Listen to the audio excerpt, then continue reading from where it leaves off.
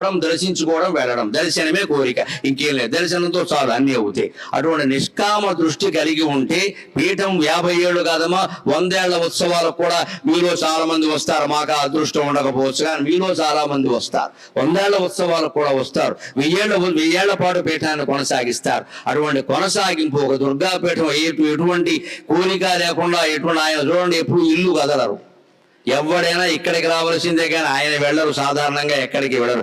ఇంత పల్లెటూరులో ఆయన ఉండి ఇక్కడి నుంచి కదలరు. ఎందుకంటే ఆయనకి అమ్మవారు దర్శనం ఇచ్చింది ఇక్కడ, మంత్రోపదేశం చేసింది ఇక్కడ, ఆయన బిడ్డగా ప్రేమించింది ఇక్కడ. అందుకని ఈ స్థానంలోనే ఆయన ఉంటారు. ఇదే ఆయనకి కాశీ, ఇదే ఆయనకి వైకుంఠం, ఇదే ఆయనకి కైలాసం. ఈ ప్రదేశం నిజంగా భారతదేశంలోనే ఒక పుణ్యక్షేత్రంగా వర్ధిల్లాలి అంటే మనం పూర్ణాహుతి సందేశాన్ని గ్రహించి కోరికల్ని వదులుకుని నిష్కామంగా పీఠానికి మనం ఏం చెయ్యగలం, పీఠానికి మనం ఏం చెయ్యగలం.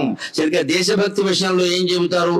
దేశానికి నువ్వేం చేసావో ఆలోచించు, దేశం నీకేం చేసింది కాదు, దేశానికి నువ్వేం చేసావు. అంచేత పీఠం వల్ల మనకేం జరిగింది అని కాదు, పీఠానికి మనం ఏం చేయగలం అని ఆశించి ఇక్కడ కార్యక్రమాలు కుల భేదరహితంగా, మత భేదరహితంగా జరుగుతున్నాయి. నిరంతరం అన్నదానంతో పరిపృతం అయిపోతున్నటువంటి పీఠం ఇది, పరమపూతం అయిపోతున్న పీఠం ఇది.